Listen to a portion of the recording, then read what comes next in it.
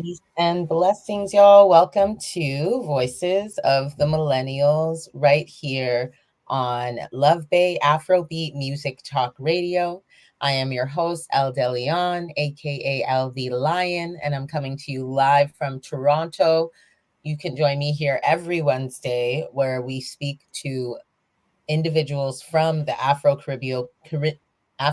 Caribbean community, and we speak to them about how they transform breakdowns into breakthroughs and find opportunity in opposition.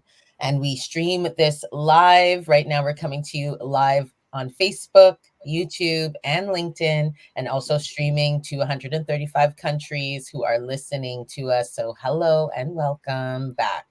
And welcome if you're here for the first time. I'm also joined with an amazing guest today, and I want you to know a little bit about this guest before we bring them in. So, Venesse Lewis is the author and illustrator of Naya Hatton. Let's get those coils crowned in satin. Born and raised in Toronto, and she has deep Caribbean roots as a second generation Jamaican.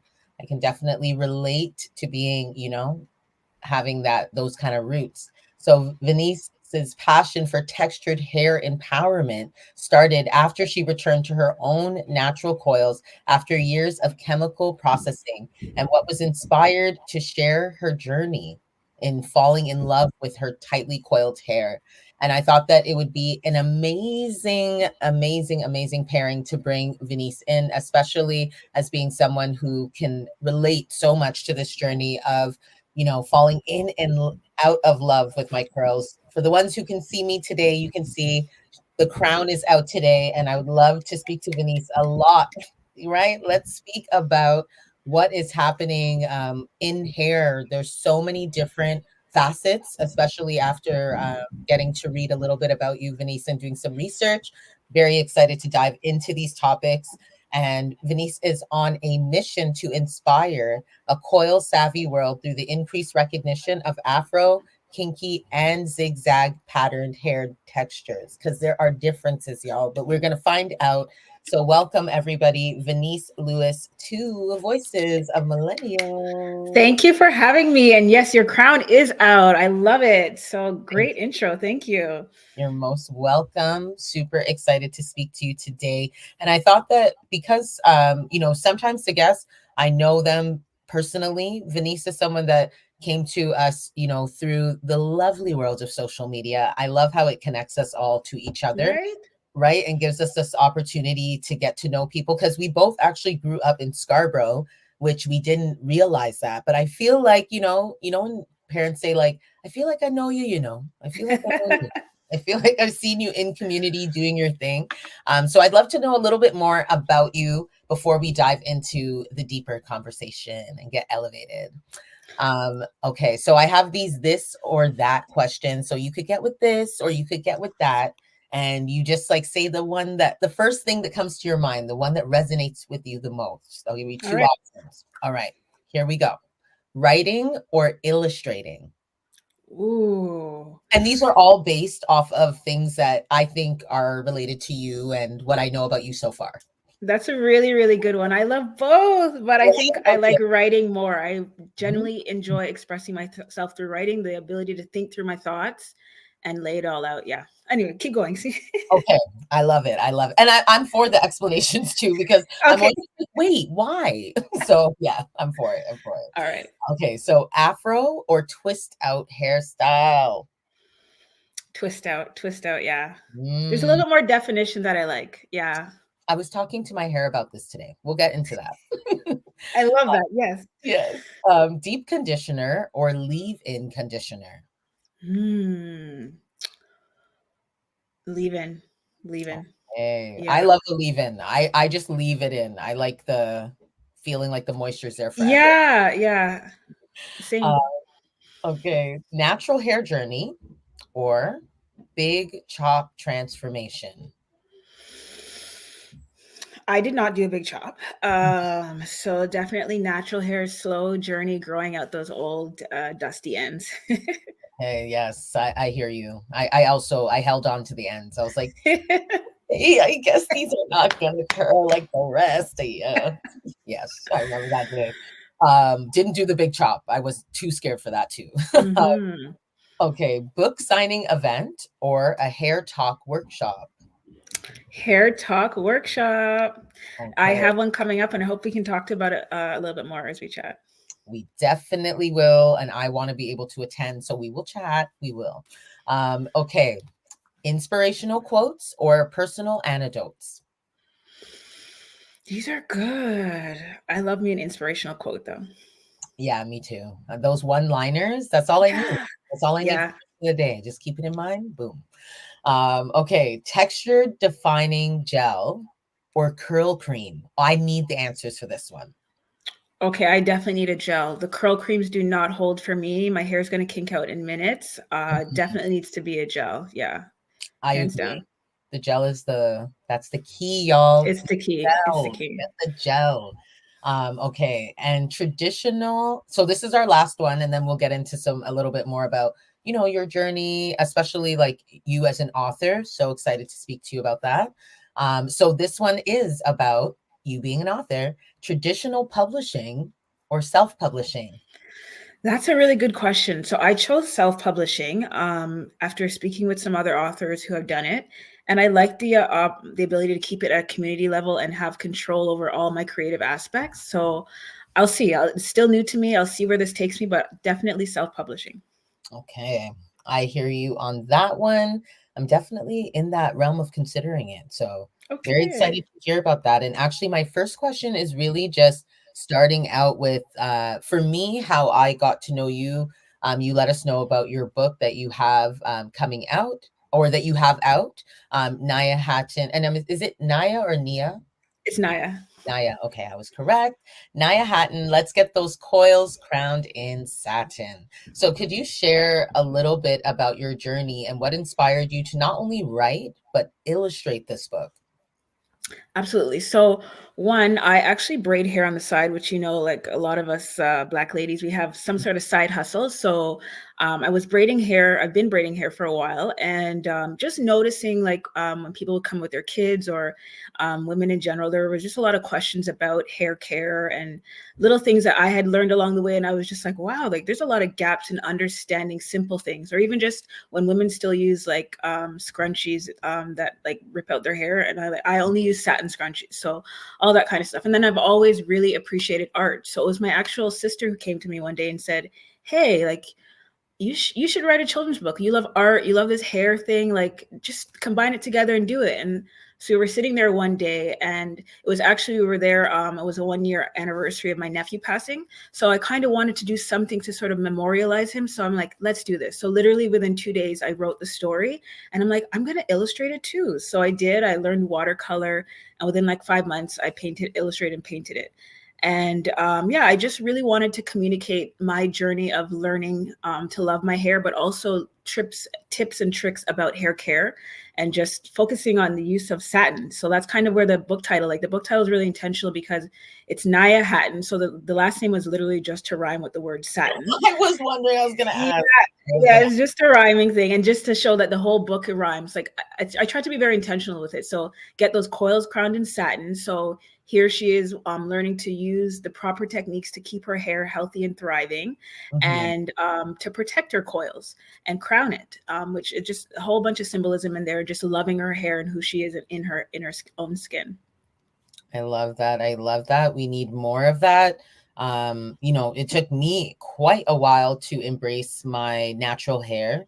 Um, into my adulthood, I was still perming my hair and, wearing weaves and trying to assimilate to a culture that, it was never built for me. So why was I trying to build? Ah, And so I love that we have voices like yours right now speaking out on this, especially at the level of being a child, because it was then that I started to not like my hair. And same. so, yes, and I actually would love to know, now that we know that you are an author and illustrator and so many other things, we're going to get into that, but sticking on, your inspiration for this book and putting it all together and also resonating with the character that you wrote about. I would love to know how your upbringing was, you know, in terms of your relationship with your hair and how you got inspired to be an advocate for this arena. Absolutely. Thank you for asking that. So I remember being in elementary school, probably about 11. And so bad. So at that time, my mom still used to do like the braids with the bubbles and stuff, those kind of hairstyles. And I wanted so badly to perm my hair. So I remember going to her and she finally said yes. And I was like, oh my gosh. So going to school the next day, and I don't remember exactly what the kids said, but I realized in the reaction, somehow the way I looked the day before my hair was relaxed wasn't Mhm. accepted. And now I was accepted. And I just remember that. Like, I just remember the feeling it gave me. And I'm like, huh, that's how they really felt all that time. And so just even why I wanted to perm my hair when I look back, like it was really just to identify with someone else. And that was a whole self-esteem thing that I had to unlearn, because then when I decided to go natural, it was actually by accident. I was braiding my hair back to back braiding my hair just because it was easier to put my hair in braids. And I noticed I had quite a lot of new growth. So I was just like, do I go and perm it or do I keep going? And so I decided to keep going, but I was so scared. I was really anxious about what other people would think, how I would feel. I didn't really wear a lot of makeup, and girl, I learned to put on a full face because I said, listen, the face has got to look good if I don't know what the hair is going to look like. So it was this whole confidence thing. But I'll tell you, the reactions I got were amazing. My friends made me feel so good, my family, and it's not like external validation is necessary, but it made a difference. And I loved it.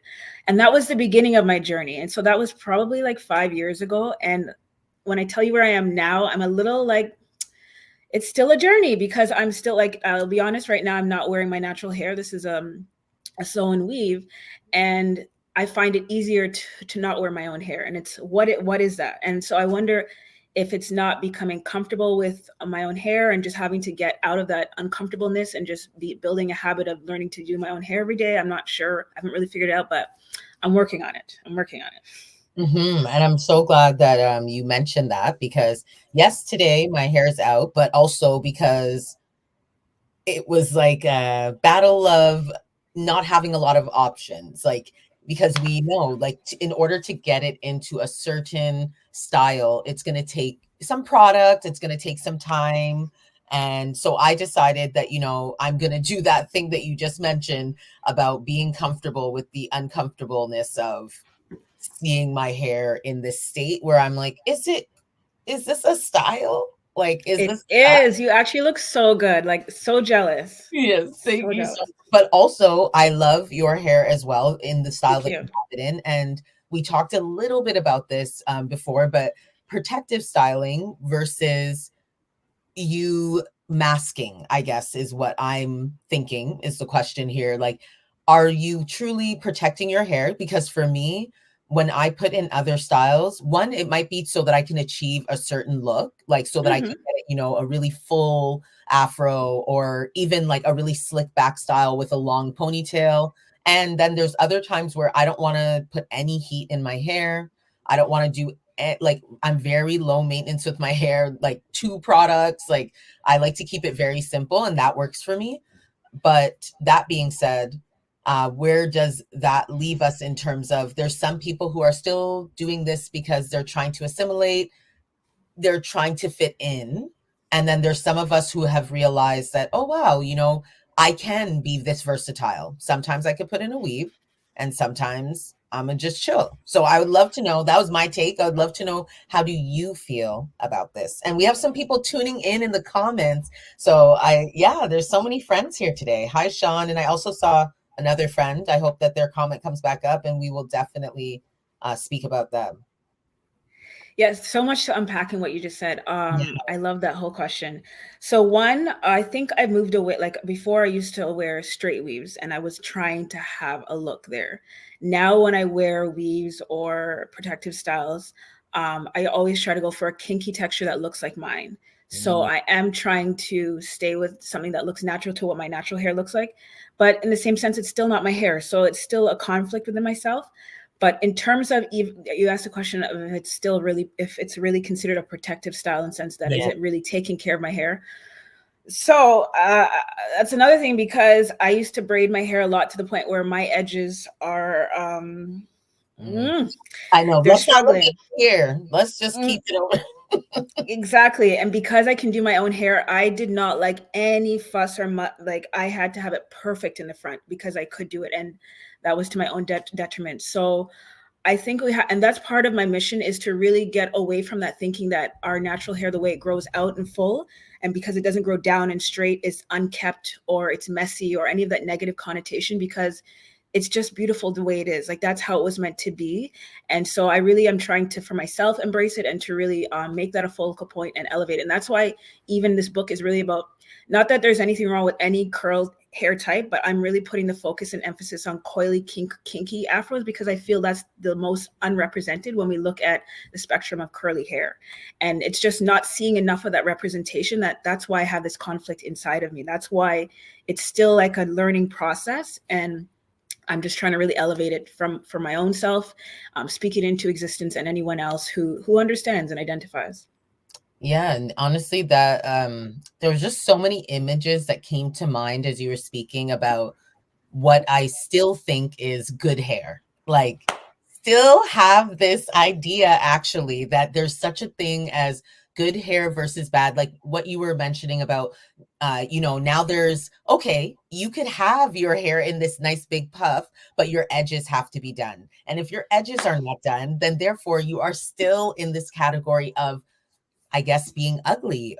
That's where I go with it in my mind. It just feels like, oh, so that means I'm ugly then. Like what you were saying about Exactly. that experience with that boy that at your school, I can remember countless, too many to even name, of times when I walked in with my hair like this, or times when I walked in with my hair more straight, um, or even when my hair, like, it has changed over the years of me going natural. It's gotten more of a pattern. Before it was kind of just a afro. It wasn't really Gotcha. like anything, but I stuck with it, and I think that I trained it to become Yep. with the twist outs and everything. So that's a big tip. I really want to drop that gem that one day I had this idea that, oh, I think my hands are like a human curling machine. So if I just keep doing this, eventually my hair is going to get it and like work with me.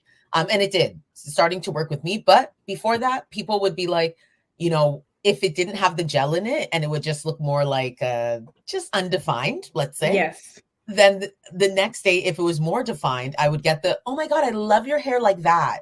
You need to do that more often. And I'm like, but yesterday you said nothing. So Exactly. You hit it right there. now I And you guess I'm recognize that. ugly and that's my most natural state. Or so what does that mean about me?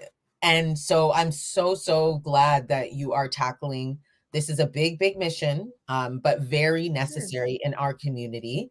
And I would love to talk about a little bit about hair diversity, like when it comes to, you mentioned these different hair patterns, like being defined or undefined, but all of them actually do have a definition, even the ones that, yeah. So you tell us, you are the expert about like these different hair patterns, and how did they come into play? Like what information can you share with us that maybe can help us to make better decisions, more informed decisions before we go about, hating ourselves or our hair? And shout out to So Jeanette and Change. These are the individuals in the thanks for comment. joining, guys. So for one, I remember even when I was just going natural and like very curious about what my curl pattern would look like. I was watching all the YouTube videos. I was deep in the YouTube. Um, Yes. and so I was asking my mom, like, oh, do you have baby pictures? I want to see, like, what did it look like then? And all my hair is in plaits, so I couldn't really see. And I'm like, oh, am I going to have the loose curls? Am I going to have the loose curls? And I was so obsessed with like how it would be. And I didn't have that loose curls. And I had to learn that that's fine. Like my hair texture doesn't grow like that. And that's fine. And that's really what it was. So there's a type system that I don't really subscribe to, that puts their hair in certain categories, type 1, 2, 3 to 4 being the most kinkiest. I get why it's there. It just helps to organize it. But really, like, your hair grows a certain way, and you just have to learn to love it and adapt it the way it is. And sorry, I forgot my train of thought. Oh yeah, no worries, no worries. Just like in terms of Well, I would love to know more about what curl system do you prescribe to, and how do you define curls, and the different types that there are? And so I am really all about elevating and really like promoting coily, kinky textures. The tighter the coil, that's what I want to see. I want to see more representation of the other of tighter coil textures. Just because I did some research, and about 65% of the world has some level of curly hair. But when you see mainstream media, most of what we see is looser curls, wavy hair types. Or even, and I don't mean any shade, but a lot of times it's girls who are mixed textures and have that kind of softer style or curly hair. And so I really want to see more people that look like me. And so my whole mission just beyond the book is really to create a platform for hair diversity, hair promotion, and hair care education. So I want us to have thriving hair even within our texture, within the coiliest texture, because sometimes there's still that idea that maybe our hair doesn't grow, and it does grow. And there's so many women like on social media with their platforms and hair showing how beautiful and lustrous their coils can grow. And I just want to connect people to see that, because I feel like it's not represented enough. We still only see that in certain, and it's the idea of texturism, the idea that beauty is based on closeness to whiteness, and that still exists because of the Eurocentric standard beauties that dominate how we see the world, how we see beauty. And it has so many trickle effects too, like it impacts our confidence and other pieces. But yeah.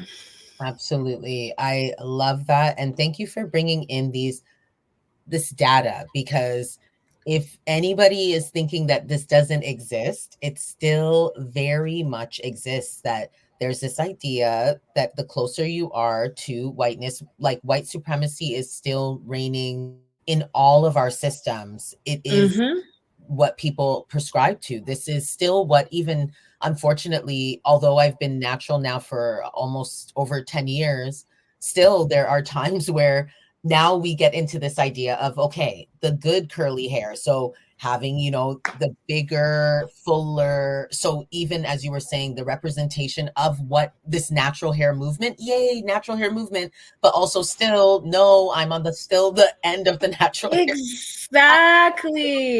Oh, I'm still at the bottom. How? I went natural, but my curls are not big enough, I guess. And just like you said, Exactly.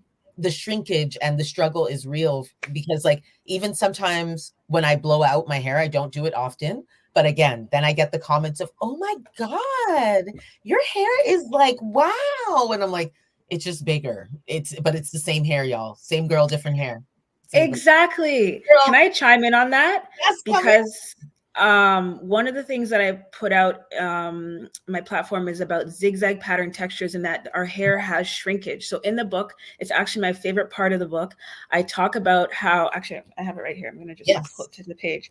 I talk about Naya is confused in the book, and she says to her mom, as she's washing her hair, and she says to her mom, how come my hair shrinks? On screen there. Yeah. And her mom explains to her shrinkage and talks to her how when it's in its natural state, it's the most healthiest, and yes, it will shrink. But when it's elongated, you might put another style, a stretched twist out or something, then you'll see its true length. And just explaining that, because not only do I want kids and us to understand our own hair, but I want allies of our hair to understand that too. So if you see me with a fro one day, and then I come tomorrow with a twist out that looks bigger, or I get a silk press, yeah, this is my same hair. Yes. That's the true length of my hair, girl. Yeah, get to know it. That's my hair.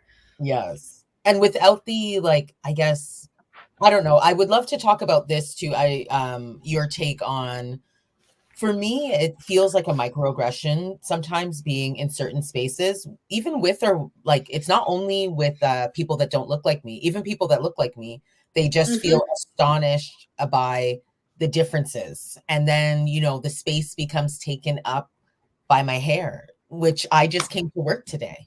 That's all I just came to work today. I just wanted you just touched on a whole other thing of anxiety for me, because how I show up to work has been another part of this journey.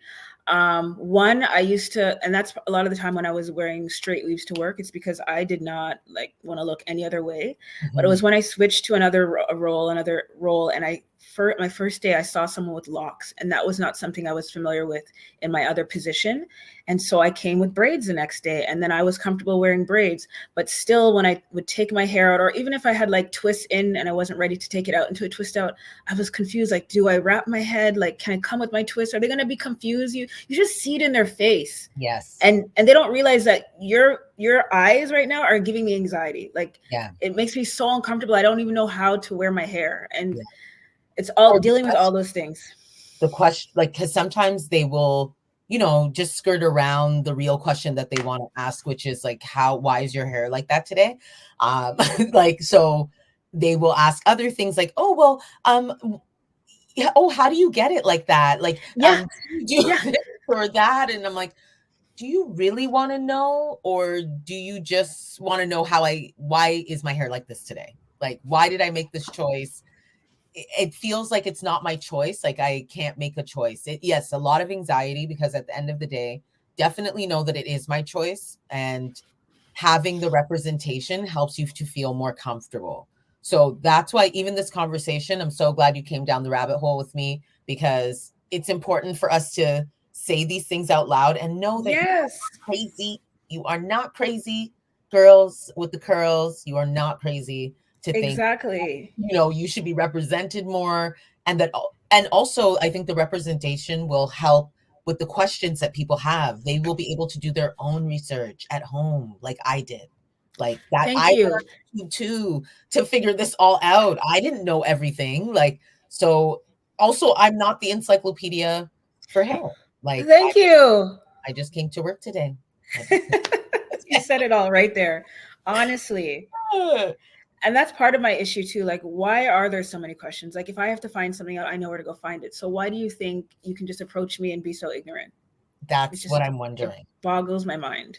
But now, in your position, you know, having written this book, how do you feel now, with this knowledge and the mission that you're on, having these questions brought to you? Like, have they become easier to deal with? And do you plan, I know you talked about your hair workshop, so I'd love to know a little bit about that and what you plan to discuss there. And will these kind of topics be talked about? So in terms of people coming up to me, I want you to, like, this is the platform I'm building for you to have that open and safe space. So certainly, but even if it's a coworker who knows I'm doing this, don't think every other day you can come and ask me these questions. Like, you know, it has to be a space where I'm open to discussing it as well.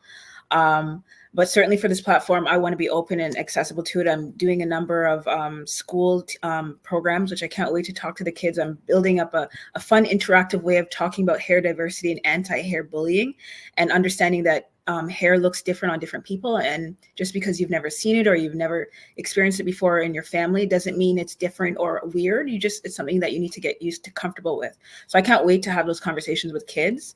But in terms of the book launch event, I'm so excited for this one. So this one is going to be, and because that whole piece as well of hair education and sort of filling in some of those gaps and where we don't understand about our hair, because a lot of us are still learning how to take care of our hair. And so I really wanted the book to be a focal point of the book. So I found a textured salon that focuses on our hair. And I fell in love with this textured hair stylist. Her name is TK from Textured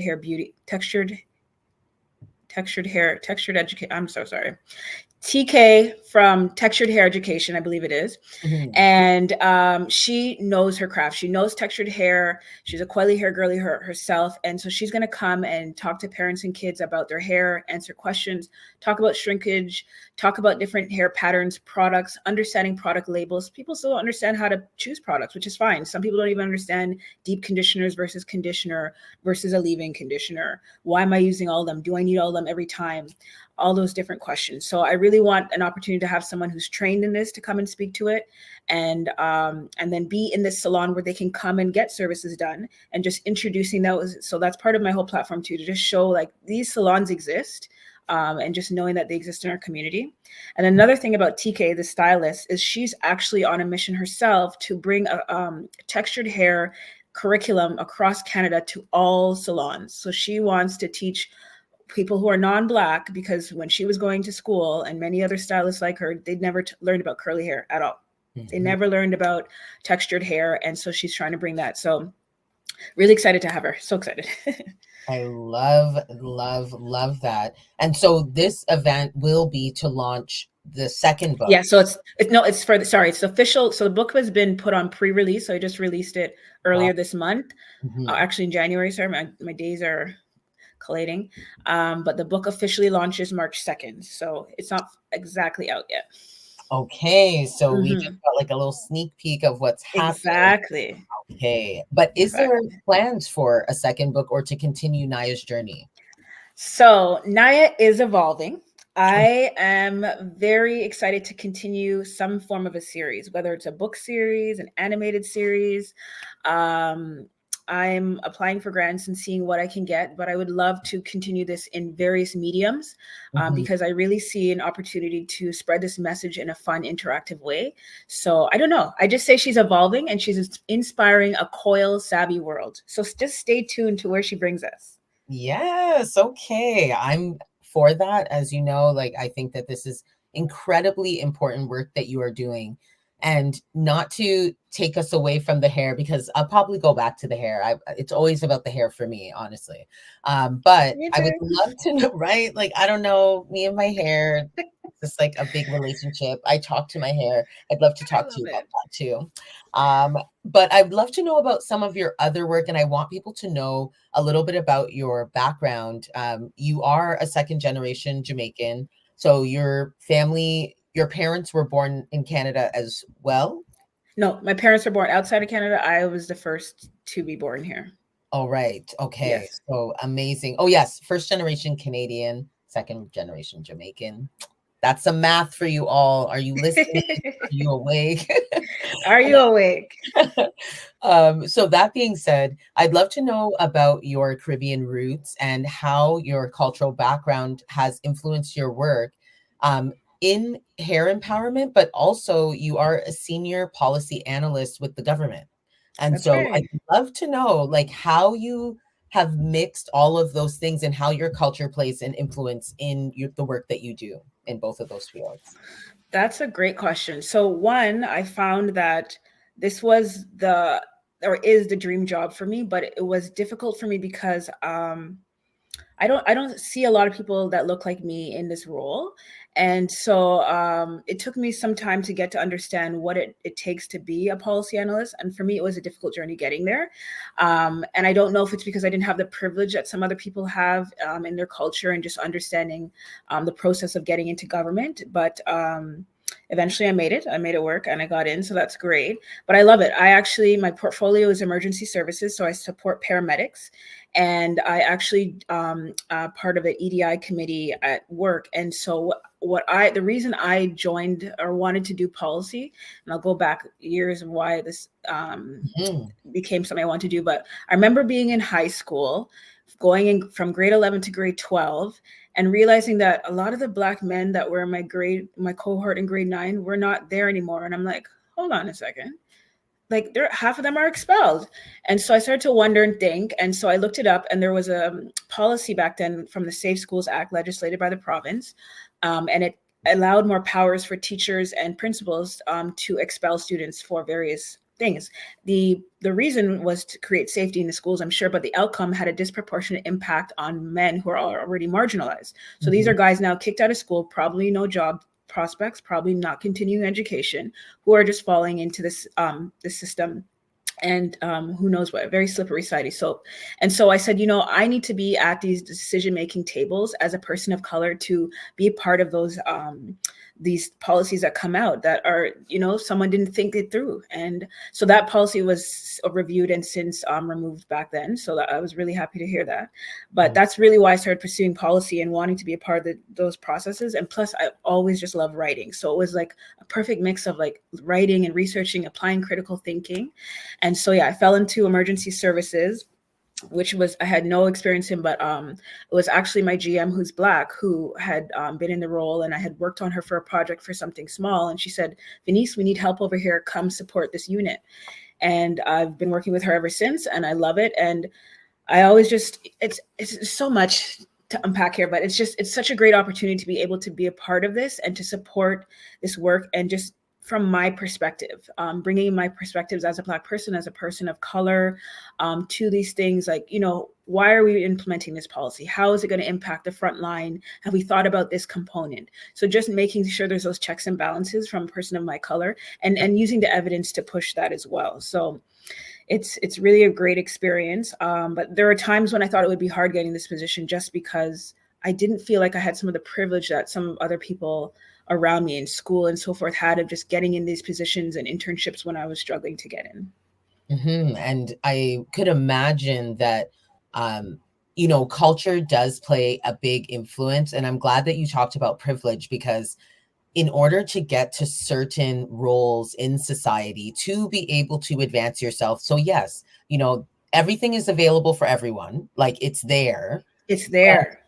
Like, is it truly available? Is it accessible? Like, it's exactly available, it's not accessible. The information about how to get into the government, when your family has lived here for generations, they would understand how to navigate your education and all of exactly that. So I'm so glad that you took us down, like, your journey of being able to get in. And it's very interesting to also see that, how you truly made it in was also by who you know. And that's why, again, it's so important, the representation at the table, because we can see that if I'm getting into these positions by the people that I know, and it's people that look like me who are giving me a chance, then it does show that this has been happening for generations. And so therefore, the more equitable we are in, like, how we set up our employment, then we will exactly get more representation, and the voices it's going to be maybe more, we might have to take our time on some decisions, because more of these voices at the table, there's going to be different interests. But I'm so glad to know that there's individuals like you who are at the helm of emergency services. And I did want you to, like, just dive a little bit into what emergency services are at the level of government that you're working in. Okay, so the province, 3 levels of government: federal, provincial, municipal. So I work for municipal level. I work for York Region, which is all the municipalities from Markham up to Newmarket. There's 9 of them. So it's regional level, but it's considered municipal. It's a lot to unpack. But anyway, we are mandated by the province. So everything a municipal government does is legislated by the provincial government, including emergency services. So when you call 911 and a paramedic shows up, that's the work that I do. So Okay. I'll write operational policies related to, safe driving. When a paramedic is legally allowed to speed, that is when their lights and sirens are on, as opposed to when they're not. I'll write things on reporting sexual abuse. If you suspect a patient you're working with has been sexually abused, what their responsibilities on the legislation are. And also, I have to monitor that legislation very regularly. I have to see what's happening across other regions. So Durham region, Toronto, Peel, all the others around us, see what's happening, find new ways to support the community. So what we're having now is populations growing, we're getting more call demand, and people are calling a lot more, and we have a more aging population. So as people age, they require help more from doctors and various healthcare needs, but they're not always timely. So they'll call 911 instead. So what we have is more frequent 911 callers. So we have community paramedics that support them directly now and check on them almost daily. So we look for new innovative ways of supporting the community. So that's kind of things I have to kind of keep on the cusp of research and see what's happening in different jurisdictions to bring that sort of best practice research forward. But we're also legislated to report annually to our council. So just like Toronto has a council, York Region has a council. So I have to write a report annually on how we are doing to meet our response time. So for certain levels of emergencies, so cardiac arrest is the most severe, to like a broken arm, the least severe, we have to meet that within a certain time period. I believe it's 6 minutes for the number 1 and up to 25 minutes for the least severe. So we have to report how we're meeting those response time targets annually. So I have to do that report. So things like that, I have to report to council, get budget requests, and then other supporting work that involves it, like the EDI work that I do to just make sure that our policies go through a rigorous review process when they're being developed. It's fun. It's Amazing. a lot, but it's fun. Yeah, so essentially, from what I'm gathering, you are the individual who actually, what the public will read about their rights or however they're to proceed in a certain situation, especially when it comes to emergency services. You are the one that writes it for us to understand. Exactly. When it relates to York region, not Yeah. anywhere else. Yes, exactly. Wow. I Yeah. honestly, I always used to see policy analysts. I used to work for the government as well. Like when I first Okay. thought I was working for the ODSP in the program for the Ministry of Social Services. I don't know. They always keep changing Yep. it. Government changes. Yes, they do. But so at that time, I think it was MCSS. And when I was working there, I always used to see policy analysts as a place I could possibly like go to, but I didn't know what it was about. And again, relates back to access, like access to education. I just never, I felt very intimidated by that terminology. It does sound like a lot of work that you do, though. Not gonna lie, you have to do a lot of research, like you have to know a lot of things. So it is a lot of work, but still, I was personally like, I like researching, I love writing, and I never thought to go into policy analysis. I just didn't even know what it was about. Like, and you just uncovered it, and it's because, again, the accessibility to information from people that look like us who can break it down in a way that I would understand, or I feel safe getting this information from you because I'm like, oh, Exactly. these other things, you're for me. You would not steer me wrong. So, Exactly. And yeah. that's the other thing when you said how do I bring in my culture too, I always try to simplify it. Like I'm not gonna lie, some of my coworkers, they're brilliant minds and they act like brilliant minds. Like there's just no like, do you have a personality behind there? I Yeah. always bring the personality. Like I'm always still gonna vibe with you and just like, okay, so basically I let you know what Doug Ford said we have to do today. Okay. Like just simplify it. Like Yes, we need um you. I don't know. exactly. Did you ever think about, this is just me like now just very curious to know if you ever thought about giving information to people, like is there any plans for you to do that, like giving information about how the policies work? Is that a passion of yours at all, beyond, because you're doing a lot, I already know you're doing a lot. I don't know. I have actually thought about it, but I pull myself in so many different ways. Sometimes I'm like, just slow down, slow down. Yes, yes. Let me, I've thought about it though. I think that would be amazing. I'm putting it out in the universe for one day or someone to take this on, because I think it's so important. Another area that's very important for us to know about. And for you, how did you get into that line of work? What took you into policy? So you know what? For some reason, I always liked the municipal level of government. I can't even recall to what it was. Like I've always just been into politics. It just interested me as well. So even like as soon as I turned 18, the first municipal election that was there, I was there voting. So I just remember liking the whole world of government. I don't know if it was my mom always telling me I need a government job, I need a government job. So I just took an invested interest in it. And Mhm. so then slowly I just tried to find something that fit what I liked in there. Um, but yeah, just something about being part of decision making that just interested me. Amazing. I love it. And as a child, you talked about loving writing. And so I would love to know, how did that come into play, and how did you break out of being a policy analyst and then decide to write a book? That's a very good question. You know what? I so there. Okay, so work, as I mentioned, it takes a lot out of me. COVID was hard. I actually had to switch gears and support long-term care because a lot was happening in the nursing homes. If you recall, there was a lot happening, Mhm. and so it was so hectic, and I felt like all I was doing was working, working, and it wasn't doing like I didn't feel fulfilled at some point.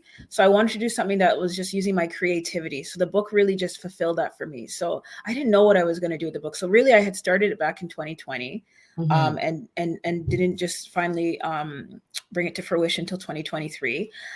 So it took a while. I was kind of sitting there and researching and figuring out how I'm really going to bring this to life.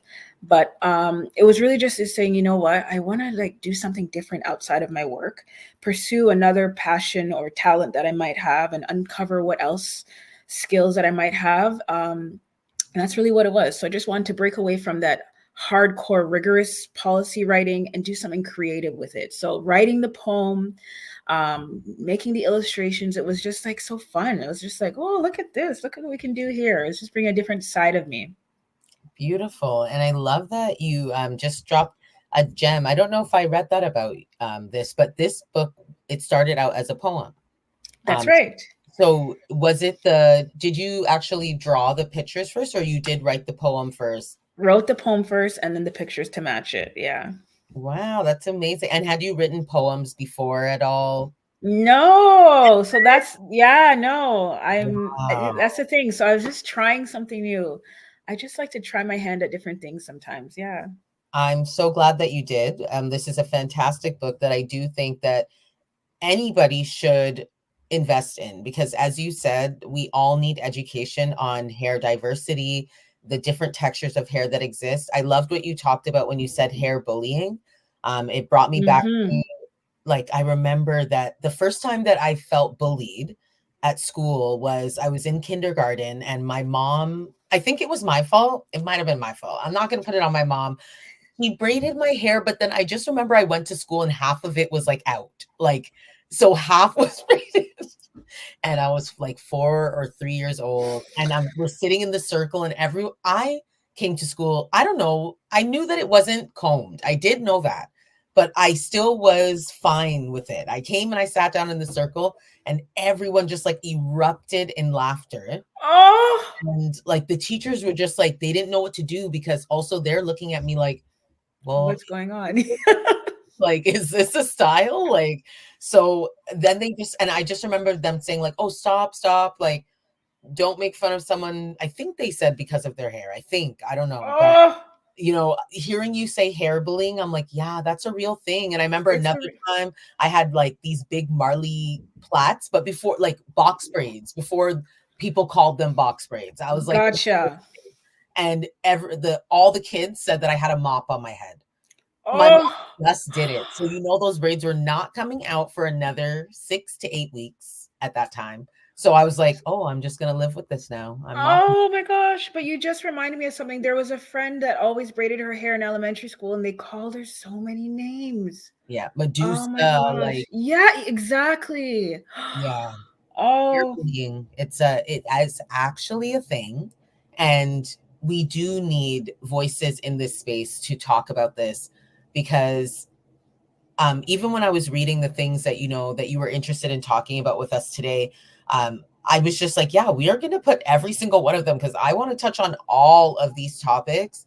And I hope that, like, we've shined some light and dropped some gems for you to do more research. And if folks are interested in learning more about their own hair, are there places that you recommend, or are there services beyond Naya's COILY world that they can engage in to learn more?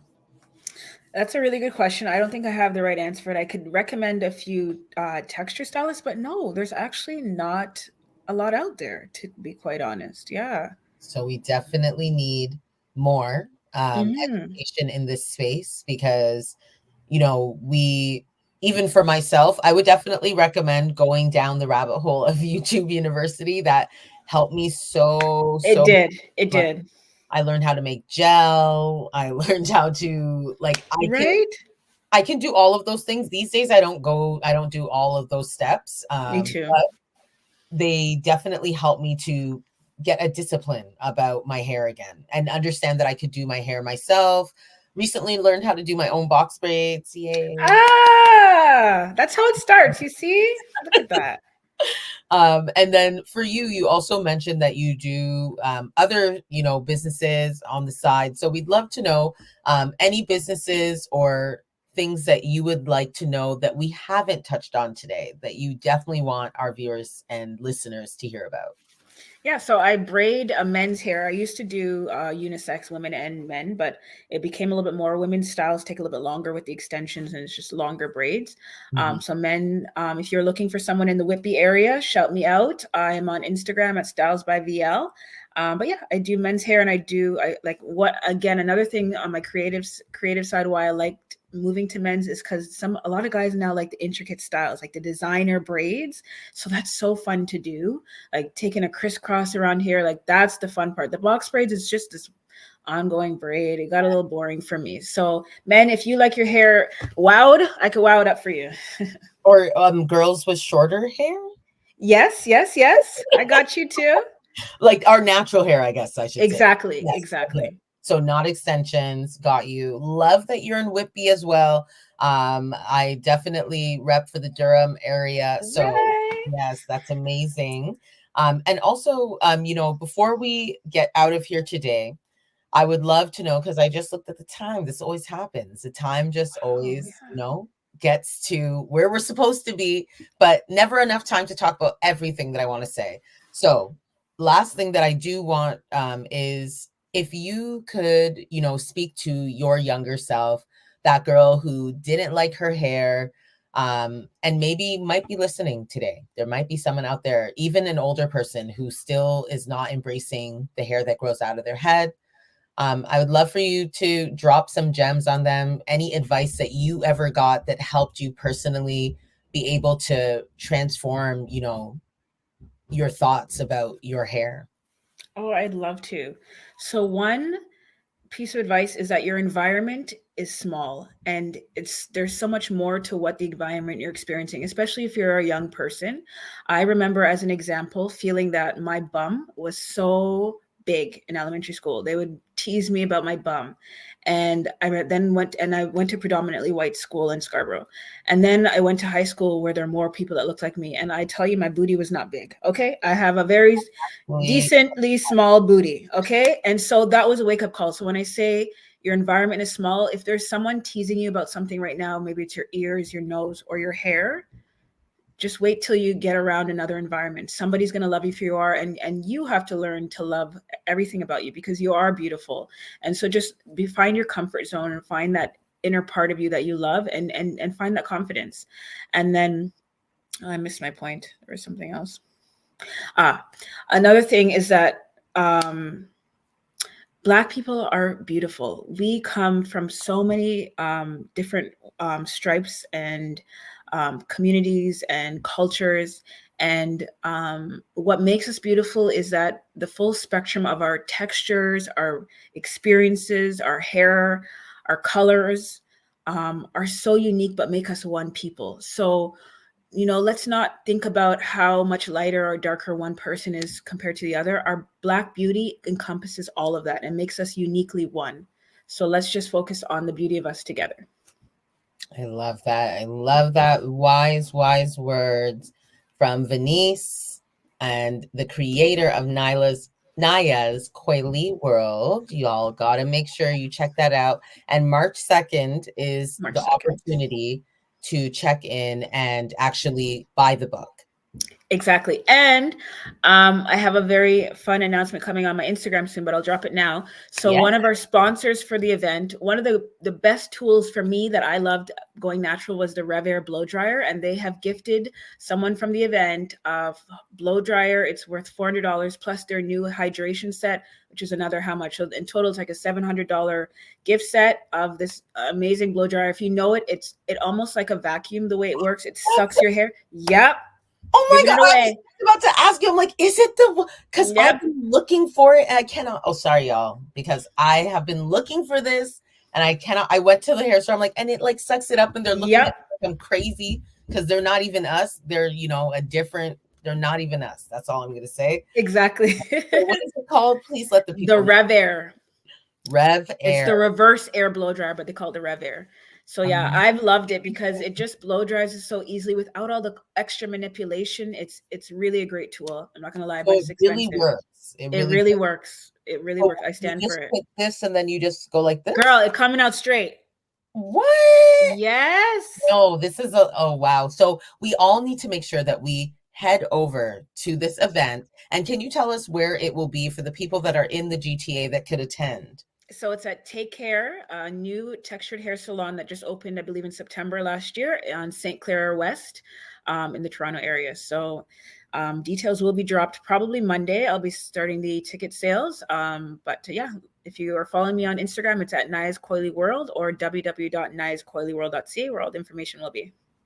Amazing. Thank you so much, Venesse, for coming through to Voices of the Millennials and having Thank an you. elevated conversation with me about hair texture, hair diversity, and just really embracing the beauty of your hair in the state that it's in. I really, really appreciate you for the work that you are doing in all the areas that you are doing work in. I think that you are just a change maker. And so we really wish you all the best on your journey. And of course, if you ever have the time again, please do come back and share with us on your journey, how you're transforming these breakdowns into breakthroughs and finding opportunities in opposition. And we will be getting out of here now. It's 7:55, and next up is the Bellas with the Biz. You have been listening to me, Elle de Lyon, on Voices of the Millennials. We will see you, Love Bay Radio. And next time we will be here Wednesday